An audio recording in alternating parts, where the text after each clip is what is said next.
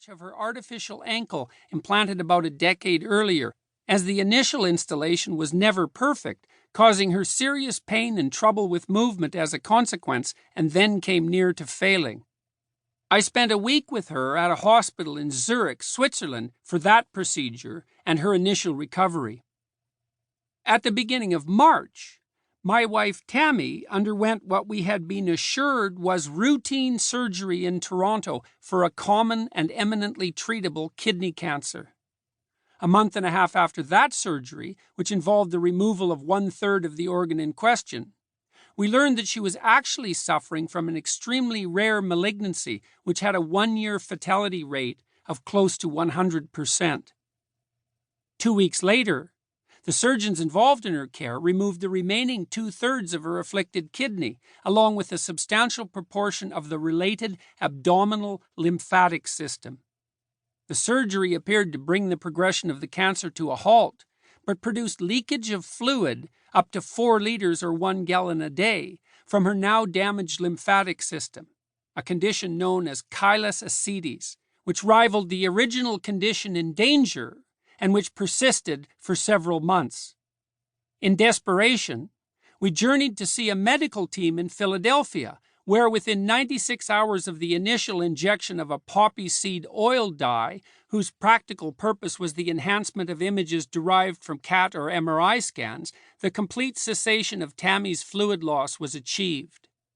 This breakthrough occurred on the very day of our 30th wedding anniversary. She recovered rapidly and to all appearances completely, a testament to the luck without which none of us can live and to her own admirable strength and resistance. Unfortunately, while these events unfolded, my health fell apart. I had begun to take an anti-anxiety agent at the beginning of 2017 after suffering from what appeared to be an autoimmune reaction to something I had consumed during the Christmas holiday period of 2016. This food reaction made me acutely and continually anxious, as well as freezing cold, no matter what clothes I was wearing or how many blankets I layered upon myself. Further, it lowered my blood pressure so dramatically that whenever I tried to stand, I would gray out and be forced into a crouch 6 or more times before trying again. I also experienced insomnia that appeared near total. My family physician prescribed a benzodiazepine as well as a drug for sleeping. I took the latter a mere handful of times before ceasing its use entirely. The terrible symptoms I was experiencing, including the insomnia, were almost immediately and entirely eradicated by the benzodiazepine treatment, making the sleep agent unnecessary. However, I continued the benzodiazepine for almost exactly 3 years, because my life did seem unnaturally stressful during that time, the period when my life changed from the quiet existence of a university professor and clinician to the tumultuous reality of a public figure, and because I believed that this drug was, as is often claimed of benzodiazepines, a relatively harmless substance. Things changed, however, in March 2019 at the onset of my wife's medical battle. My anxiety had spiked noticeably after Michaela's aforementioned hospitalization, surgery, and recovery.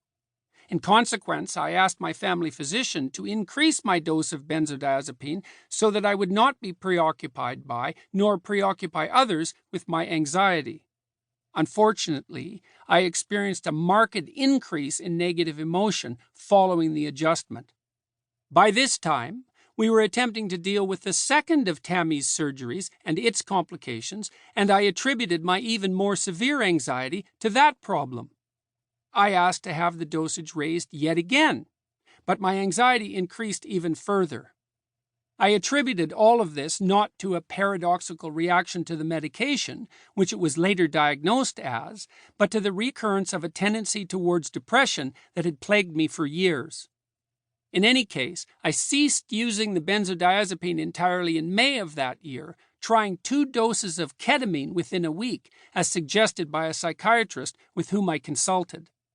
Ketamine, a non-standard anesthetic/psychedelic, sometimes has overwhelming and sudden positive effects on depression. It produced nothing for me but 2 90-minute trips to hell. I felt to my bones.